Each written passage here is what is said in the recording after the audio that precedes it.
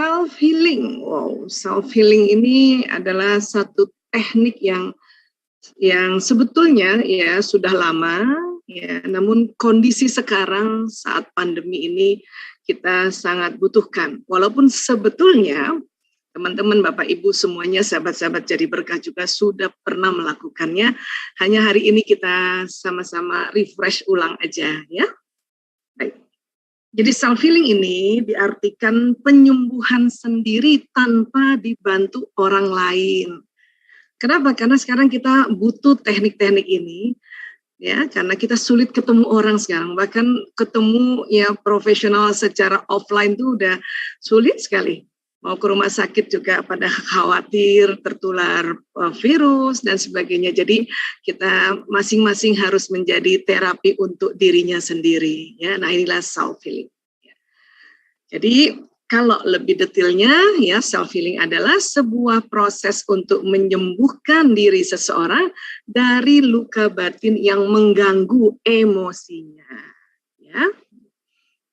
Kemudian ya, self healing ini memang juga berguna untuk menyelesaikan kelelahan emosi seseorang. Ya, sebetulnya gampang ya sebetulnya ya, kalau untuk lagi lelah banget itu aduh istirahat aja udah. Cuman kadang-kadang ada orang yang semakin kalau disuruh tidur semakin nggak bisa, aku nggak bisa tidur, makanya semakin banyak yang dia pikirkan gitu ya, memberatkan dia kepalanya, apalagi yang tipe-tipe pemikir atau thinker, maka malah menjadi overthinking, akhirnya tetap nggak bisa tidur juga, nggak bisa istirahat juga. Baik. Kemudian ya self healing itu sebetulnya apa sih? Ini masuk kategori muhasabah, introspeksi diri. Ya. Jadi muhasabah ini asal kata dari hasyib atau yahsabu atau hisab, ya, yaitu perhitungan. Jadi kita menghitung-hitung juga diri kita nih hari ini tadi ngapain aja ya. Kenapa saya sedih ya, kenapa saya jadi takut banget ya hari ini, kenapa? Inilah muhasabah. Ya, jadi dalam konsep Islam self healing ini masuk di muhasabah. Muhasabah ini ya, merupakan salah satu cara agar manusia mengintrospeksi diri atas semua perbuatan yang telah dilakukan, ya, termasuk menyelesaikan kelelahan emosinya. Ya, nah, disebut juga perenungan diri.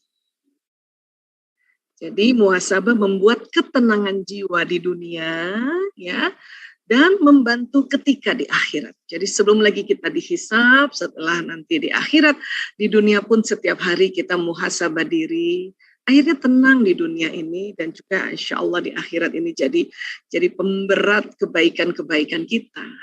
Ya, banyak para ulama, ya salah satunya Imam Ibnu Qayyim di bukunya nih Al-Jauziyah mengatakan muhasabah ini sebagai terapi kesehatan mental. Ya, ini Ibnu Qayyim ini lahirnya di Damaskus, ya, Suriah tahun 691 Masehi. Ini beliau paling banyak buku-bukunya nih tentang psikologi sebetulnya ya, psikologi Islam ya, Masya Allah.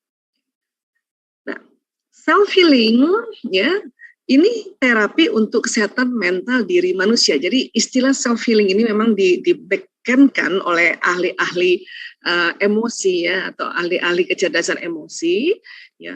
Kalau di Islam muhasabah, dan dia ya merupakan satu kesatuan sesungguhnya, yaitu ya teknik-teknik terapi, goalnya adalah kesehatan mental. Kemudian muhasabah berfungsi untuk memperbaiki semua khilaf dan aib dalam diri sebelum terlambat. Ya. Muhasabah diri adalah kiat merencanakan kesuksesan dan kebahagiaan dalam hidup manusia. Jadi selain tadi memperbaiki khilaf-khilaf kita, ya, ini muhasabah juga adalah merencanakan ya kesuksesan. Ya. Kita planning ke depannya mau gimana supaya kita bahagia dalam kehidupan kita. Ini juga muhasabah. Ya. Sehingga muhasabah ini goalnya sebetulnya adalah memaafkan. Ya. Karena kalau kita tidak memaafkan, terutama memaafkan diri sendiri, inilah nanti menghambat-hambat perencanaan kesuksesan ke depan. Ya. Dalam Al-Hasyr ayat 18, Bismillahirrahmanirrahim, hai orang-orang beriman, bertakwalah kepada Allah dan hendaklah setiap diri memperhatikan apa yang telah diperbuatnya untuk hari esok. Ya. Jadi ada kata lighadin. Bisa untuk hari esok di akhirat, bisa juga untuk hari esok ini loh. Besok ini kita gimana nih? Besok ini kita ngapain aja? Besok ini kita bagaimana supaya kita merencanakan kesuksesan lagi dan sebagainya dan sebagainya. Dan bertakwalah kepada Allah, sesungguhnya Allah Maha mengetahui apa yang kamu kerjakan. Jadi pada saat kita sudah memperhatikan diri kita, apa yang kita perbuat hari ini dan apa planning besok, selebihnya tawakal pada Allah. Ya. Jadi muhasabah ini yang artinya perenungan diri, ini dalam Islam ini bertujuan memperbaiki satu hubungan kepada Allah, sering ya diistilahkan hablum minallah, kemudian hubungan kepada sesama manusia, hablum minan nas, dan ternyata juga hubungan dengan diri sendiri, hablum minan nafsi. Jadi ada 3 sebetulnya. Inilah yang kita lakukan pada saat self-healing, atau inilah yang kita lakukan pada saat muhasabah. Hablum minallah, hablum minan nas, dan hablum minan nafsi. Ya. Jadi teknik-teknik self-healing ini banyak sekali. Ya. Kita akan pakai beberapa di sore hari ini. Ya. Pertama nih, yang sebelum kita lakukan terapi, ada langkah-langkahnya sebetulnya. 1, bersedia untuk pulih. Walaupun terkadang ini bukan soal memori atau emosi atau luka yang berat banget gitu. Misalnya capek aja gitu ya, apalagi sekarang nih. Ini kita sekarang banyak sekali, hampir 2 tahun kita ya, masuk ke level fatigue. Kita ketemu via Zoom juga, ini sudah mulai ada namanya Zoom fatigue. Kelelahan karena Zoom gitu. Ya, ini juga harusnya ya di dalam self healing ini atau pada saat kita muhasabah ini dipulihkan. Kenapa? Karena untuk sekarang ini, untuk ya kondisi sekarang ini ya, karena mengingat kesehatan, mengingat juga keselamatan, teknik-teknik pertemuan secara Zoom ini efektif. Hanya kadang kita ada Zoom fatigue. Kelelahan karena Zoom ini, bayangkan cuma duduk gitu ya. Kalau ketemu langsung kan itu lebih dinamis gitu ya, lebih happy dan energi lebih kontak langsung gitu. Tapi sekarang ini coba bayangkan kalau kita tidak bisa seperti ini kayak apa lagi kita nih? Ya bosennya kayak apa? Ini contoh-contoh misalnya ya. Jadi langkah pertama adalah bersedia untuk pulih. Ada orang nggak bersedia untuk pulih, maka dia akan terpuruk. Ya. Kemudian siap untuk mengesampingkan ego dan prasangka buruk pada diri sendiri.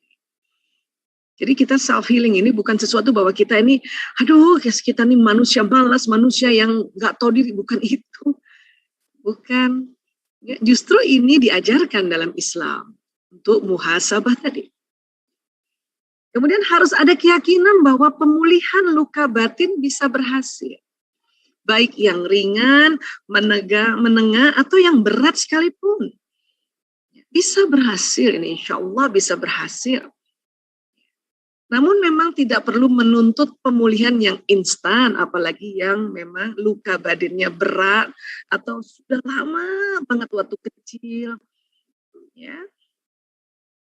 Dan setiap orang memiliki durasi pemulihan sendiri. Jadi ini nih langkah-langkahnya. Kalau sudah bersedia untuk ini, maka insya Allah luka batin apapun yang kualitasnya mau ringan kah, ya, menengah kah, atau berat sekalipun, karena sudah bersedia untuk pulih, insya Allah ya, dia bisa berhasil. Oke? Apa caranya? Ada namanya istilahnya self-compassion. Apa ini self-compassion? Ya. Memahami keadaan emosi. Boleh kok nangis karena sedih, boleh kok nangis karena khawatir, boleh kok nangis karena cemas, takut, kesel, marah, atau nyesel, atau apapun emosi negatif. Apalagi kondisi kita ini pandemi, ya terutama yang Juni, Juli kemarin tuh, ya Allah ya Rabb. Boleh kok nangis, ada keluarga kita yang sakit. Karena sakit itu kadang nggak sendiri lagi, satu keluarga. Boleh kok nangis tadi pagi nangis karena ada kerabat yang meninggal, siang juga boleh. Itu self compassion. Karena air mata Allah ciptakan ini adalah untuk ya menyembuhkan kesedihan, kekecewaan, kekhawatiran. Bahkan nangis ini bukan hanya pas sedih aja ya. Kita gembira pun kita menangis. Kenapa gembira menangis? Agar ya gembiranya bisa terkontrol juga. Jadi nggak lebay gembiranya. Karena kalau lebay gembira itu masuk ke level yang namanya manik mabuk. Makanya juga nangis. Ya. Maklumi diri kita sendiri ketika melakukan reaksi terhadap sesuatu. Kita memaklumi. Ya, dan pastikan diri kita juga cepat merespon emosi negatif tersebut. Artinya, ya pada saat kita menangis, kita sadar bahwa menangis ini adalah teknik untuk merilis. Ya. Dengan seperti itu, kita berarti ya merespon emosi negatif ini agar cepat dia move on, cepat dia naik levelnya ke atas. Ya. Kemudian me time, ini penting banget me time. Otak dan tubuh perlu meluangkan waktu. Ya. Nah, lakukan aneka aktivitas positif untuk mengisi kita punya me time. Mas Alvis selama ini me time-nya apa Mas biasanya Mas? Ngopi-ngopi gitu? Nonton Netflix Dok? Yes, sama ya. Ya, cuman saya tahu diri nih, kalau me time-nya lagi asik feelingnya, cari film Netflix-nya yang agak-agak baper nggak masalah. Tapi kalau lagi baper, jangan nonton yang bikin baper. Bikin yang sedih lagi gitu ya. Ini me time, ini penting sekali. Apalagi buat perempuan masa ya premenstruasi sindrom kah, atau sedang mens hari pertama kah, sampai hari ketiga kah, itu ada hal-hal yang silakan me time. Bu Isa, saya senang baca Quran pas me time ya, ini di luar mens ya. Oh itu lebih keren lagi gitu. Saya masih senang baca novel misalnya, wah mantep ya. Saya kok senang ini ya tidur ya, ada yang begitu loh Mas. Gak apa-apa juga gitu, namanya juga me time ya. Yang penting kalau lagi memang sedang sholat ya jangan kebablasan waktu sholat gitu kan. Tapi yang sedang mens, dia mau istirahat tidur, sok atuh. Dan ini harus sadar loh, boleh kok me time ini, ya. Kemudian apalagi ada lagi namanya self talk, ya, bicara sama diri sendiri. Jadi ada istilahnya inner dialog, kita ngomong sendiri. Ini juga teknik sebetulnya, ya. Nah, apa sih yang terjadi pada saat kita self talk? Ucapan kita akan jalan di sistem saraf. Dan ya akan terbentuk sambungan-sambungan neuron di otak kita. Kalau ucapan itu sudah pernah dan diulang-ulang, maka sambungan-sambungan neuron yang seperti ini di otak, dia tersambung ulang lagi, tersambung ulang lagi, tersambung ulang lagi. Ya, lewat mana sih Bu Aisyah? Ini loh, lewat sistem saraf, dia naik ke otak. Karena sistem saraf ini kayak kabel listrik. Ya, bukan hanya ucapan, ya pendengaran, penglihatan, penghiduan, perabaan dan sebagainya. Nanti dari otak kirim pesan ke seluruh tubuh lewat sistem saraf lagi. Self-talk. Dan sesungguhnya pada saat kita melakukan sholat, itu kita melakukan self-talk. Mulai dari Allahu Akbar, ya, takbiratul ihram pertama sampai salam assalamualaikum warahmatullahi, assalamualaikum warahmatullahi, itu adalah self talk. Kita melafazkan ya baik sir atau sedikit dilafazkan jahir, itu jalan ibadah. Al-Fatihah itu di otak kita ya itu tersambung berulang-ulang, sambung berulang-ulang. Tentu ya lafaz yang dilafazkan tepat, kemudian tumaknina atau pelan-pelan, itu sambungannya lebih bagus dibanding yang lafaznya ya kurang tepat dan buru-buru, itu bermakna banget. Makanya pada saat kita menegakkan sholat, itu insya Allah habis sholat itu udah terapi, itu udah self healing itu. Sudah rasanya udah aduh enak banget gitu ya. Tentu yang buru-buru dengan yang pelan-pelan beda lagi itu nanti ya. Nah ini jadi di dalam Islam itu Masya Allah, sholat saja itu udah jadi salah satu dari guna atau manfaat itu ya, semua ini adalah salah satunya adalah menterapi diri. Kemudian habis sholat tadi, habis salam kita istighfar, astagfirullahalazim, itu juga jalan. Nah disitulah kita mulai muhasabah, ya Allah tadi pagi saya begini ya Allah, tadi siang saya begini ya Allah, saya mohon ampun ya Allah gitu ya. Nah ini yang kita lakukan sebetulnya. Dan di otak kita sebetulnya banyak memori sejak dalam rahim ibu. Jadi janin ini, otak janin sejak dalam rahim seorang ibu sudah terbentuk memori. Kok bisa? Ya karena apa yang ibunya ya pikirkan, rasakan, ucapkan itu lewat sistem saraf itu membentuk memori di janin. Lagi nanti mendengar sekeliling, kalau ayahnya rajin ngomong sama ibunya yang sedang, ya istrinya yang sedang hamil ini, nanti memori di otak janin itu memori timbre suaranya ayah, ya jenisnya itu mereka dengar. Hanya ibu hamil yang selalu bicara baik-baik, baca Quran atau ya senantiasa mendengarkan tausiah itu di otaknya anak juga mulai tersambung. Kebalikannya, kalau ibunya ya selalu sedih banget, selalu marah, itu sudah mulai terbentuk memori. Ya, saya Mas Alvis selama ngurus narkoba ya sejak tahun 93, pada saat saya menterapi hipnoterapi, banyak sekali masalah-masalah mereka bermula pada memori dalam rahim ibunya. Ini makanya nih kita wanti-wanti ini di dalam Islam diajarkan ibu hamil nih hati-hati jaga omongan, jaga perasaan. Suaminya juga harus jaga istrinya yang sedang hamil karena orang hamil ini memang hormonnya sedang meningkat ya dahsyat sehingga feelingnya itu up and down gitu.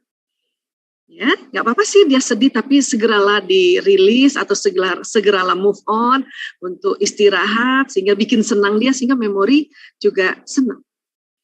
Dan pas lahir, memori bayi sudah lagi menangkap, ya, masa kanak-kanak. Nah, ini masa kanak-kanak ini yang terkenal dengan istilah inner child memory, sampai dia balik. Nah, ini kadang-kadang waktu kita kecil, orang tua kita mungkin nggak belajar banyak tentang parenting, dia mentreatment kita dengan tanpa sadar menghardik, ya, tanpa sadar membandingkan dengan saudara yang lainnya, tanpa sadar meremehkan, tanpa sadar, itulah membuat luka di dalam memori seorang manusia. Harusnya orang itu tahu dong, kan itu ibunya, pasti ibu-ibu semuanya baik. Iya, tahunya pas besar. Pas udah mulai ngaji, pas udah mulai di sekolah diajarin oleh Bapak Ibu guru kah, oleh para ustadz. Waktu dia kecil, ya belum ada ilmu yang banyak di otaknya, di hardik ibu dan ayahnya, itu sudah tersambung memori kesedihan. Inilah yang harus disadari pada saat kita dewasa seperti ini, kita perlu self-healing. Kenapa? Apalagi memori inner child. Ini nanti bisa terekam di otak manusia, nanti pada saat dia jadi orang tua, berulang lagi pola parentingnya kepada anaknya. Ntar anak juga begitu nanti sama cucu, cicit dan sebagainya. Jadi lingkarannya terus-terusan. Ini harus digunting. Nah untuk itu ya di muhasabah kita ini perlu kita ya memori yang muncul, memori yang sangat-sangat teringat pada saat inner child atau masa remaja kah atau masa setelah dewasa, itu berarti sambungan neuron di otak itu sangat-sangat terikat erat. Nah, itu yang dia minta untuk diterapi biasanya. Walaupun terapinya gampang sekali. Hanya kesadaran bahwa memori lama ini kalau nggak diterapi dia sangat mengganggu untuk sekarang dan seterusnya. Nah, kesadaran ini yang harus dicanangkan dulu gitu. Dan kemudian ya sambungan otak ini kan, memori-memori ini kan ada di depan ini. Selain itu juga di otak di depan ini juga isinya adalah memori-memori ilmu pengetahuan, memori-memori nasihat, memori-memori kisah-kisah gitu ya, memori prinsip hidup. Tapi bercampur juga dengan memori pengalaman.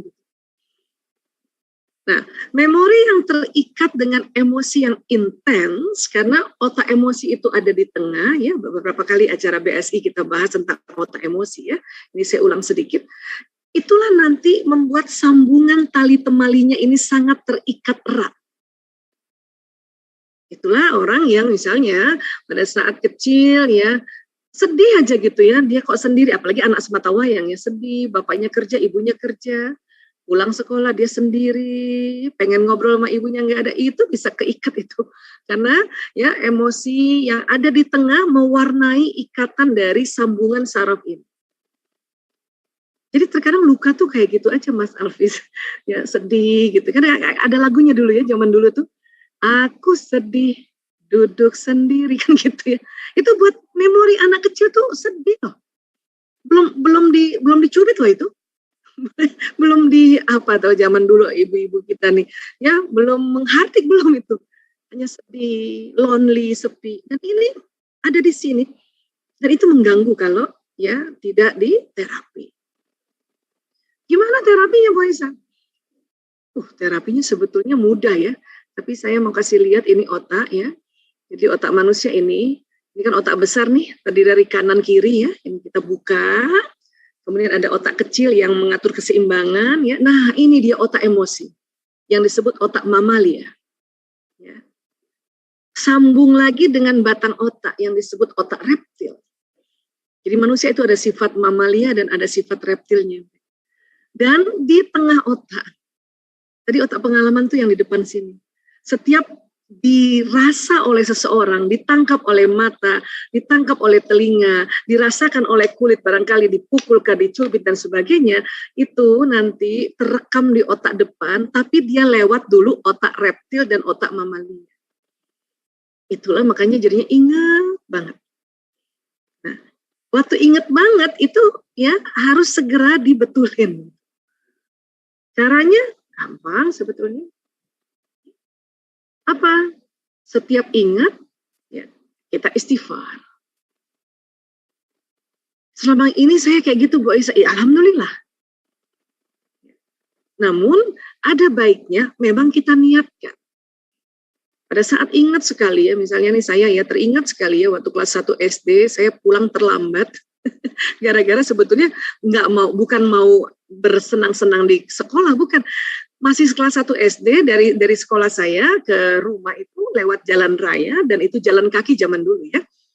Saya takut, namanya juga anak perempuan 1 SD, takut pulang sendiri karena teman saya yang biasanya yang temani saya jalan udah pulang duluan. Saya takut gitu ya, waktu itu masuk pagi. Zaman dulu tuh sekolah negeri ada pagi, ada petang. SD pagi, SD petang gitu ya. Nah, saya menunggu aja teman-teman yang masuk petang ini, yang nanti keluarnya jam 1, kan yang pagi itu dari jam 7 sampai jam 10, kemudian nanti yang petang itu jam 10 sampai jam 1, saya tungguin di kelas.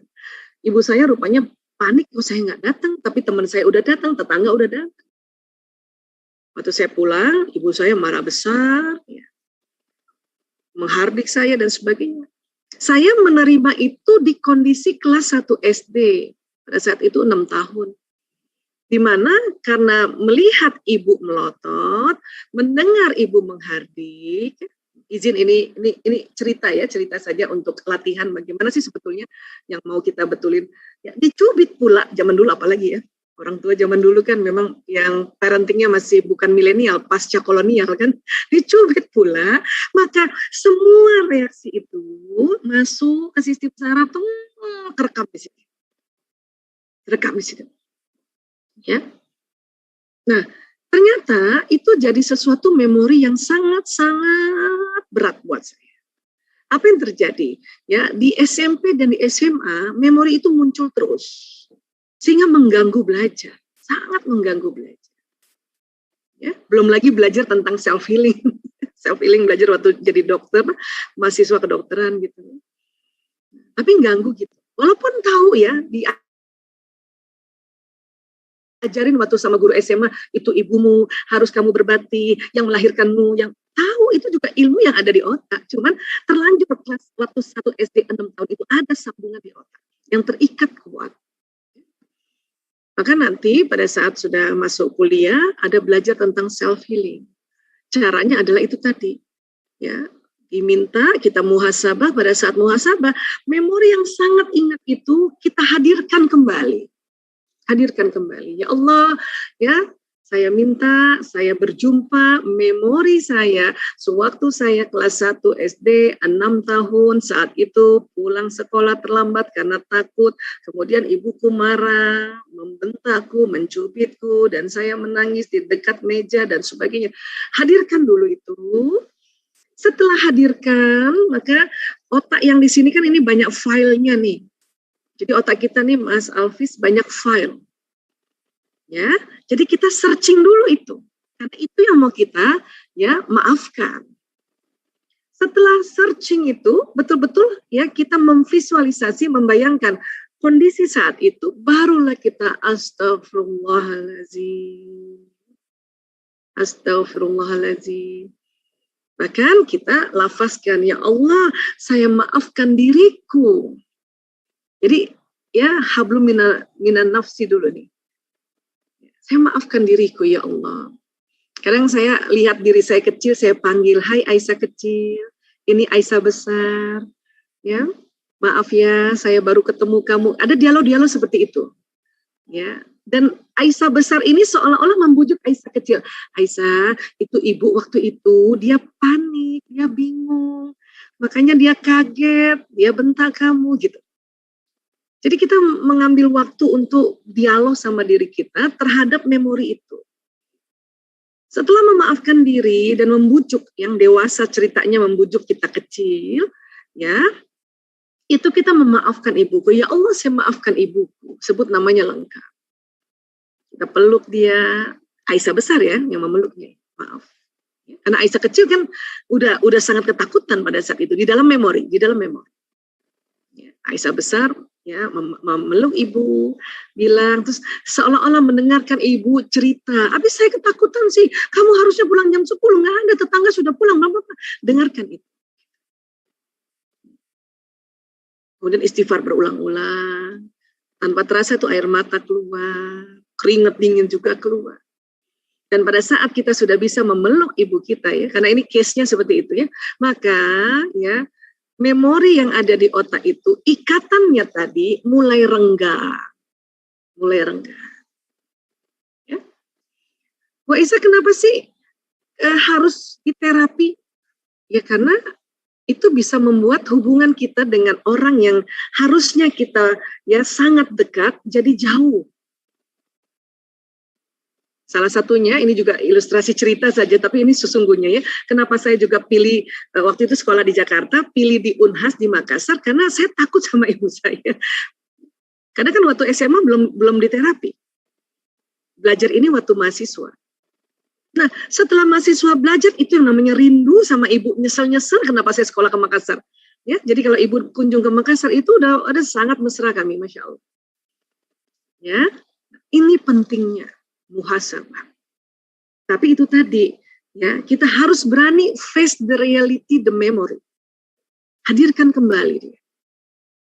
Itu kalau untuk masa kecil. Kalau misalnya untuk udah dewasa gini, Bu Aisyah, kesel misalnya ya suami istri gitu, kesel sama suami, ya berani hadirkan.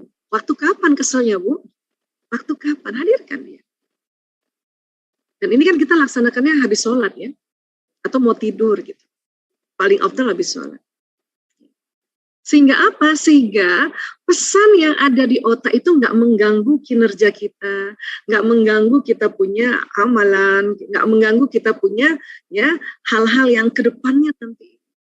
Karena apa yang tertanam di memori ini itu jalan di badan, membentuk perilaku. Jadi merengutlah sama ibu dulu, ngomong ketus, nggak mau ketemu, akhirnya ambil PMDK, pilih yang jauh-jauh. Nggak bilang sama ibu itu. Kenapa? Karena apa memori yang ada di situ, dia memberi pesan kepada badan kita. Dan jalannya cepat. Kalau ditangkap oleh indera itu sekitar 240 km per jam, terekam di otak. Nanti dari otak pesan ke badan ini, jalan ke badan ini sekitar 320 km per jam. Makanya membuat perangai kita saat itu, amalan kita pada saat itu, ya ada hambatan. Termasuk ini nanti barangkali dengan ayah kah, dengan guru kah, dengan teman kah, dengan sekolah kah, ada yang begitu sama gurunya tuh, sumpah-sumpah nggak bakalan kok ketemu guru ini, aneh begitu. Itu memori yang terikat dengan emosi. Dalam pekerjaan juga gitu. Suatu ketika pernah bekerja, kemudian gagal misalnya, ya, terus bikin self afirmasi, gue emang nggak bisa dagang kambing misalnya gitu, karena sudah coba 2 kali dagang kambing gagal gitu. Memorinya di sini gagal. Dan karena waktu yang gagal pertama tidak diterapi, maka ini pesan ini jalan di badan, dan badan bilang ya belum apa-apa, badan enggak, gue nggak bisa gue dagang kambing, nggak bisa, udah langsung gitu. Ya. Padahal dengan mudahnya sebetulnya kita belajar bagaimana sih tutorialnya, cara-cara ya berdagang kambing atau memelihara kambing misalnya. Nah, inilah yang perlu kita ya lakukan, teknik self healing. Ini teknik-tekniknya seperti ini ya. Yang penting adalah duduk sudah tenang, karena pada saat habis sholat itu ya pintu gudang memori-memori lama terakses atau terbuka. Orang habis sholat itu sangat-sangat rileksnya, ada istilah kita filter subconscious mind itu ya terbuka. Atau kalau kita analogikan, ya gudang-gudang memori kita ini, kita buka kuncinya, kemudian kita cari. Waktu kita cari, kita lafazkan, ya Allah, ya saya mohon izin ya Allah, berjumpa memori lamaku ya Allah, yang kisahnya begini, itu langsung searching itu dapat. Tahu dia dapat atau tahu dia ada di memori itu, ya kita visualisasikan, kita ingat lagi ya apa yang terjadi saat itu. Memang waktu mengingat ada orang detil mengingatnya, ya ada orang yang sekejap-kejap saja, it's okay, nggak apa-apa, karena itu nanti pengaruh terhadap persarafan sebetulnya. Ada orang tidak melihat tapi dia mendengar, seolah-olah mendengar suara ibunya seperti saya tadi. Mendengar suara teman saya yang bilang, habis kamu saya cariin, makanya saya tinggalin. Ada begitu, itu namanya visualisasi auditori. Ada yang memang tidak lihat sama sekali memorinya dan tidak dengar, tapi dia rasa, ini saya dapat. Ya, itu namanya visualisasi kinestetik. Nah, inilah yang harus kita lakukan sebetulnya. Ya, terutama yang sangat-sangat diingat. Mbak Isa, saya udah nggak ingat apa-apa tuh, alhamdulillah, berarti selama ini ya Anda tidak terlalu terikat kuat memorinya. Dan karena kita sudah sholat, ya, maka kita sebetulnya sudah memaafkan. Hanya ada hal-hal yang sangat terikat kuat, itu harus ditambahkan muhasabah. Oke. Nah sekarang teknik lain gimana Bu Isa? Teknik lain. Ya, nah kita akan cerita dulu tentang kolbu ya, karena seluruh badan kita ini ya selain tadi dikoordinir oleh otak, ini juga dikoordinir oleh yang disebut kolbu. Ya. Dan kalau bicara kolbu ini kita ya sepakat organnya merujuk ke jantung. Karena para ulama sudah mengatakan kolbu itu jantung. Salah satunya Imam Al-Ghazali dalam bukunya Penyucian Jiwa. Kolbu adalah daging yang bersuhu panas berbentuk kusam, berada di sisi sebelah kiri dada. Kolbu berongga dan di dalamnya berisi darah hitam sekali. Kalau organ yang ada di dada itu ada 2, ada paru-paru, ada jantung. Tapi paru-paru kiri kanan. Dia nggak berongga dan tidak isi darah kalau paru-paru, isinya udara. Nah, kalau begitu, ya organ apa lagi yang ada di dada? Jantung. Jantung memang di tengah, tapi dia cenderung ke kiri. Dia berongga dan di dalamnya ada darah yang hitam sekali karena dia berkumpul ya darah di dalam rongga jantung ini. Memang jantung itu kusam karena dia dilumuri lemak jantung. Ya, nah ini. Jadi disepakati kolbu nih yang ada di sudur ini adalah organnya jantung. Kenapa?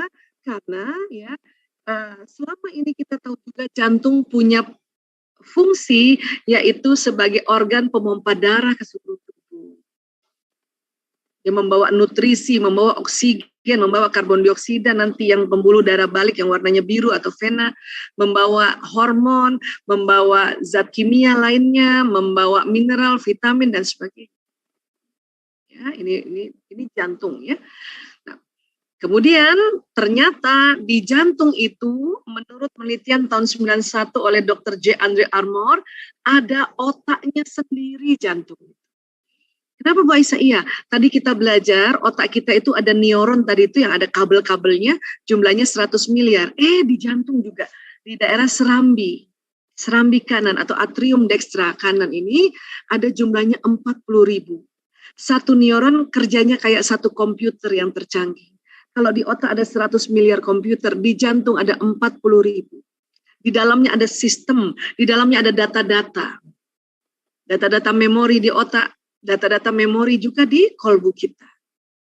Yang unik adalah di kolbu juga ada suara Tuhan, kata Imam Al-Ghazali. Ya, baru ditemukan tahun 91. Apa Bu Aisyah? Ada patron. Ya, ada pola di dalam otaknya jantung kita, pola-pola ya, sifat-sifat ya, ketuhanan yang ada di dalam kolbu kita. Cuman patron itu, pola itu akan diperkuat dengan pembelajaran saat kita dari kecil sampai besar. Rajinnya kita baca Quran ya, melafazkan zikir, itu memperkuat patron atau memperkuat pola yang ada di dalam ya kolbu kita ini. Daerah sini nih. Imam Al-Ghazali itu tahun 1110 Masehi itu sudah bilang di situ ada suara Tuhan di kolbu kita itu. Hanya baru tahun 91 ditemukan. Allahu Akbar. Ya. Jadi di otak kita pada saat kita tadinya menangkap lewat mata, telinga, penghidupan, pengecapan, ada kulit, dia terbentuk memori di otak, makanya tersambung-sambung seperti ini karena dia ada loncatan listrik, terjadi ya sambungan kabel ya. Dan juga di jantung kita terjadi sambungan-sambungan. Bahkan ada pola yang ada di sini diperkuat lagi polanya itu di situ. Maka kalau kolbu kita bicara sama otak kita atau yang disebut suara kolbu itu betul ada. Rasulullah SAW kolbunya yang dibersihkan, terutama yang ini. Ya, dibersihkan, di patron sebelumnya itu pada Rasulullah masih di alam azali itu sudah ada ya, sudah dipatron oleh Allah, dipatron lagi, Masya Allah, diperkuat lagi. Ya. Makanya luar biasa Rasulullah SAW. Nah kalau kita patronnya diperkuat dengan apa? Dengan belajar. Ya. Dengan apa? Ya ini, mengkaji, mengaji. Waktu mengaji, waktu mengkaji, ya neuron di otak tersambung. Ya, ini pentingnya mengaji dan mengkaji. Tapi selain di otak juga, ya pada saat kita mengaji dan mengkaji, maka neuron yang di jantung ini tersambung juga, bahkan diperkuat karena di dalamnya sudah ada. Patronnya itu sudah ada polanya. Ya, itulah, ya. Rasulullah sampaikan, kalau mudghah ini baik, maka baik semua seluruh tubuh. Kalau dia perkuat. Tapi bahayanya, walaupun sudah ada patronnya, sudah ada pola-polanya, tapi kalau ditutup dengan ajaran-ajaran yang lain, faham-faham yang lain, maka patron tadi, pola tadi, itu tidak tersambung atau tidak hitam jadinya atau tidak diperkuat, malah ditutup sambungan ya paham-paham lain. Sekularisme barangkali. Ya, materialisme barangkali, itu makanya mudghah ini bisa buruk dan semua nanti badan kita buruk. Sehingga pada saat kita mengaji dan mengkaji itu yang tersambung di otak, yang tersambung di kolbu kita, kadang kolbu ini lebih kuat, makanya dia bilang sama otak, wahai otak, gitu. Ya, atau apalagi kalau lagi bikin proyek, bikin anggaran, ya Mas Alfis tuh kadang-kadang kan otak kan namanya juga nganalisa ya. Mungkin keuntungan di markup habis gitu ya, terus kata kolbu jangan gitu. Jangan gitu, orang lagi susah gitu kan. Ya, apalagi kalau kita belajar tentang sedekah tadi ya, bahwa dengan sedekah malah memperpanjang, memperbanyak, membuka pintu rezeki. Ini nanti kolbu yang bilang sama otak, wahai otak, ya sok atau otak, berbagi dulu, nanti pintu rezekimu terbuka. Itu nanti kolbu ngomong sama otak. Ya, jadi ya antara otak dengan kolbu itu dia ada ikatan. Terkadang manusia senantiasa begini nih Mas, memikirkan tentang apa yang dipikirkan. Jadi otak kita lagi mikir tentang yang dipikirin gitu ya, gitu. Kan ada tuh yang kayak gitu ya kita ya. Memang kita begitu ya. Satu ketika memikirkan tentang apa yang dirasakan. Bisa tiba-tiba nggak enak perasaannya. Baru dipikirin, kenapa ya aku nggak enak ya? Jangan-jangan ada yang sakit nih misalnya gitu. Kalau memikirkan apa yang dipikirkan, ya kita lagi mikir tentang ya kita sedang merancang sesuatu gitu. Lagi ngapain Bu Isa? Saya lagi mikirkan gimana modul buat besok. Namanya memikirkan apa yang dipikirkan. Ya, kalau memikirkan tentang apa yang dirasakan itu biasanya tiba-tiba aduh deg-degan kenapa aku ya? Atau hangat badan, kenapa hangat badannya? Nah, kita pikirin, ya kenapa dia? Oh demam. Gitu. Kemudian manusia juga senantiasa merasakan tentang apa yang dipikirkan. Jadi yang dipikirin ini muncul, pikiran-pikiran muncul, ya itu dirasakan pakai kolbunya. Ya. Dan terakhir juga manusia merasakan tentang apa yang dirasakan. Aku tuh kesel banget, kenapa aku marah? Oh itu namanya merasakan tentang apa yang dirasakan. Nah ini kita gitu. Sering kita terjebak ini, keikat-ikat ini antara empat ini. Terutama ini, merasakan tentang apa yang dipikirkan.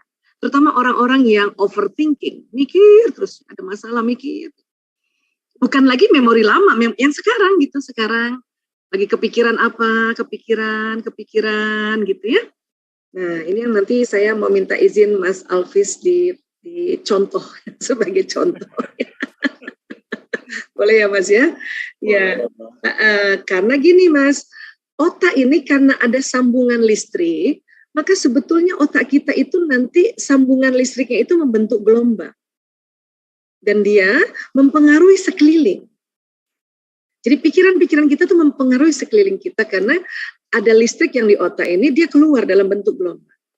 Kalau pikiran kita ya lebih banyak hal-hal yang baik atau positif, maka sekeliling ini nanti terasa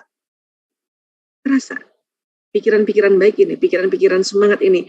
Atau kalau kita sebut prasangka itu terdiri dari pikiran dan perasaan. Prasangka terbagi dua, ada husnu, ada su'u. Kalau husnu zonnya yang lebih banyak, ya, karena nggak mungkin 100% husnu ya. Kalau komposisi husnu zonnya yang lebih banyak, maka ini pengaruh sekeliling kita. Oke, nah ini brainwave ya. Nah, dan ternyata ditemukan juga jantung mempunyai medan elektromagnetik 5.000 kali lebih besar daripada otak. Jadi jantung ini atau perasaan kita itu lebih power lagi. Dia 5.000 kali dia. Karena jantung tadi ada listriknya juga. Memang 40.000, tapi di jantung ini ada S-anode namanya, ada pacemaker alami yang membuat jantung itu ada listriknya itu, makanya kalau kita di EKG keluar tuh kan, dan bikin jantung ledek, deg-deg, deg-deg, deg-deg, itu listrik semuanya. Dan lebih kuat dari otak. Sehingga ya jantung ini bisa mengirimkan pesan juga sekeliling. Bahkan di Institut Harmed ditemukan bahwa jantung bisa bicara dengan jantung orang lain. Bahkan jantung bisa bicara dengan brain atau pikiran orang lain. Untuk itulah, karena kita sering muncul kepikiran banyak hal, ya, tanpa terasa kepikiran-kepikirannya itu membuat ya perasaan itu yang lebih cenderung ke negatif. Dan khawatirnya perasaan negatif itu nanti terbroadcast. Pergi ke orang yang kita sedang pikirkan yang mempengaruhi perasaan itu. Ya, nah sekarang Mas Alvis mohon izin, ini minta kesediaannya dulu ya di jamaah Zoomia ada 513 orang nih Mas. Iya betul dokter. Ya bersediakah untuk kita sama-sama terapi gitu ya? Paling enggak untuk apa yang dipikirkan saat ini atau minggu-minggu ini. Ya? Oke. Nah, oke. Yang di YouTube ya juga banyak ya. Jadi ini disclaimer dulu nih. Oke, Mas Alvis. Beberapa hari ini lagi banyak pikiran nggak? Iya, sedikit. Tapi nggak berat-berat amat sih. Nggak berat-berat amat. Yang apa sih pikirannya? Boleh saya tulis ya? Boleh saya tulis sih? Boleh. Ya, oke. Apa sih? Lagi mikir apa sih? Lagi mikir apa? Lagi mikirin project. Oke, pekerjaan kah? Pekerjaan, iya. Ya, boleh ya tahu apa pekerjaannya? Saat ini tuh saya diamanahkan untuk bersama tim dalam proyek dengan kerjasama dengan satu lembaga sosial juga, dokter. Oh gitu, baik. Apa yang kepikiran dengan proyek ini? Apa yang kepikiran? Yang munculnya pikirannya apa? Yang muncul buat saya itu bagaimana strategi proyek ini cepat jalan dan berhasil. Oke, strategi bagaimana strateginya supaya berhasil gitu ya? Iya. Ya, bagaimana strategi supaya berhasil? Oke, strateginya ya. Terus ada kepikiran lain nggak? Membangun kolaborasi. Itu memang agak butuh ini ya, Dok ya. Butuh seni ya. Ya, kolaborasi. Jadi kepikiran ini ya, gimana caranya collab ya? Bisa berkolaborasi dengan baik gitu dan tujuannya bisa tercapai bareng-bareng gitu. Ya. Kalau lagi mikir bagaimana kolaborasi, perasaannya agak enak apa agak nggak enak? Agak khawatir sebetulnya. Agak khawatir ya, oke. Ya. Justru itu ya. Jadi pikiran yang muncul ini mau kita rasa. Ya, nah biasanya rasa itu ada dua aja tuh, lebih nggak enak sama lebih enak. Kalau lagi mikir bagaimana strategi muncul apa? Agak kurang enak sih. Ya, oke, nggak apa-apa. Ini justru mau dibantu untuk nanti kita bisa mengaktifkan kita punya perasaan ya, Mas Alvis punya perasaan. Waktu mikirin kolab juga kan agak stres gitu ya, ada nggak enak banget nih. Karena kan mikir ya gimana kolaps lagi pandemi gini lagi. Iya, betul dok. Itu ya. Apalagi yang kepikiran? Bagaimana nanti ini ya terakhir itu actionnya nanti seperti apa? Jadi realisasinya nanti seperti apa dari rencana ini gitu? Kalau mikir realisasi khawatir atau lebih enak gitu? Khawatir. Lebih tidak enak apa lebih enak? Tetap sama, lebih tidak enak sih. Tidak enak ya. Tapi itu kan poin ininya dok ya, persentasenya kan mungkin ada yang dominan, ada yang minor gitu ya kan? Ya. Apa? Jadi ini teknik adalah, jadi kalau ada sesuatu yang kita sedang hadapi, kan muncul tuh pikiran-pikirannya di Mas Alvis nih. Iya. Ya kan? Nah ini kita identifikasi. Oke. Kaitannya pikiran yang muncul dengan perasaan yang lebih enak atau enak nggak ya gitu ya, lebih tidak enak atau lebih enak gitu. Ya pastinya lebih banyak perasaan yang tidak enak karena kan kita belum tahu mau ngapain kan sebetulnya dengan kondisi sekarang gitu kan. Nah di antara yang nggak enak ini terus kita cari Mas pikiran, ada nggak pikiran kalau itu yang dipikirin itu perasaannya lebih enak dikit. Di kolaborasi saya lebih terasa lebih ringan. Kalau mikir itu ya? Iya. Jadi kolaborasi ini ada dua ya jadinya ya? Ya. Ada yang bikin nggak enak, pikiran apa? Kalau kolaborasi yang bagaimana? Yang bikin nggak enak? Timnya kurang suportif gitu, maksudnya kurang aktif gitu.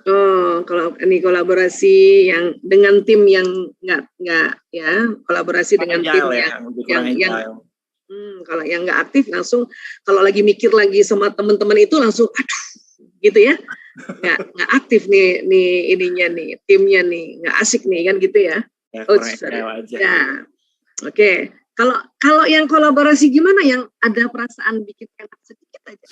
Kolaborasi yang masing-masing tim itu, wah saya pengen seperti ini nih, bisa nggak ya kita bareng-bareng gitu. Nah itu lebih enak dok, karena frekuensinya udah mulai sama nih.